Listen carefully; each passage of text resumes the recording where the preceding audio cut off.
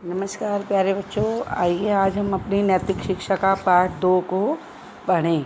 आप देखिए इस स्क्रीन पर कि पाठ नंबर 2 का नाम है ओंकार परिचय। ओंकार परिचय यानी जैसे हम भगवान को याद करते हैं, आप हवन करते हैं, उसमें ओम का उच्चारण करते हैं, तो उसका मतलब दिया गया है कि ये क्या है जो आप ओम बोलते हैं, तो उसका परिचय, उसके बारे में बताया गया है। तो चलिए शुरू करते हैं। ओम भगवान का निज नाम है। ओम मतलब भगवान यानी परमात्मा का, निज मतलब अपना। तो ओम जो हम बोलते हैं वो भगवान का ही अपना नाम है। निज मतलब अपना है। इस नाम में 3 अक्षर हैं। इसका मतलब इस नाम में 3 अक्षर हैं। ओम को अगर आप अलग अलग करोगे तो पहले आप देखेंगे अ आएगा, फिर ऊ और फिर म। ये 3 अक्षर हैं। आगे हैं अ बोलते समय मुख खुलता है। अब आप अ को बोल के देखिए, जैसे ही अ बोलेंगे तो आपका मुंह खुल जाएगा। ऊ, जब ऊ बोलते समय मुख खुला ही रहता है। आप अपने मुंह से बोल कर देखना, जब अ बोलेंगे तो पूरा मुंह खुल जाता है, फिर ऊ के टाइम मुंह खुला ही रहता है, और म करते समय मुख क्या होता है, बंद हो जाता है। मुख होता है मुंह, तो हमारा मुंह क्या हो जाता है, बंद हो जाता है। जब हम हवन करने बैठते हैं स्कूल में भी, तो हम देखते हैं ना लास्ट में हम ओम बोलते हैं तो क्या होता है, ओम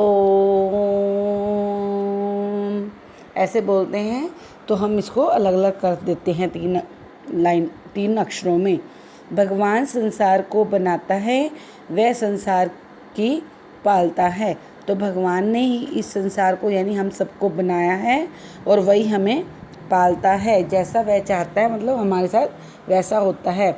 वही संसार को समाप्त कर देता है। अगर कोई चला जाता है तो वो भी भगवान ही करते हैं। अ का अर्थ है, जो हमने अ पढ़ा उसका मतलब है बनाना, यानी किसी चीज़ को बनाना। ऊ का अर्थ है पालन करना, और म का अर्थ है समाप्त कर देना। जैसे अभी हमने पढ़ा कि भगवान ही संसार को बनाता है, संसार को पालता है और संसार को समाप्त कर देता है, यानी ख़त्म कर देता है।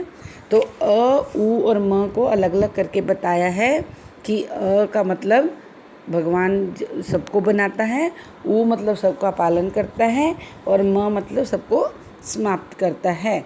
भगवान यह तीनों काम करता है क्योंकि वह ओम है। क्योंकि हमने शुरू में ही पढ़ा है ओम भगवान का ही नाम है, इसीलिए भगवान ही सब कुछ करता है।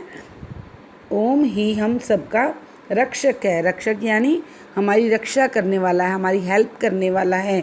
हमें ओम का नाम जपना चाहिए। तो हमें ओम का नाम जपना चाहिए कि हमें उस भगवान को याद करते रहना चाहिए। तो इसके बाद है इसका अभ्यास। शुद्ध वाक्य पर सही और अशुद्ध वाक्य पर गलत का चिन्ह लगाइए।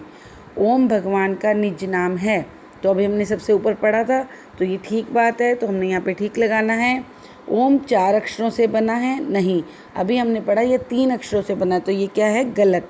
अ का अर्थ उत्पन्न होना है, ठीक। म का अर्थ जीवित रहना है, ठीक। ईश्वर हमारी रक्षा करता है, हाँ जी, ये भी ठीक है। म का अर्थ अ का, इसमें आपने म का अर्थ जो जीवित रहना है ना, उस पर क्रॉस लगाना है, क्योंकि ऊपर बताया है ना कि मुख बंद हो जाता है, तो इसका जीवित रहना नहीं आएगा, तो यहाँ पे आपने क्रॉस लगा देना है। आज आपने यही पाठ पढ़ना है और इसको कंप्लीट करना है। ओके बेटा, थैंक यू।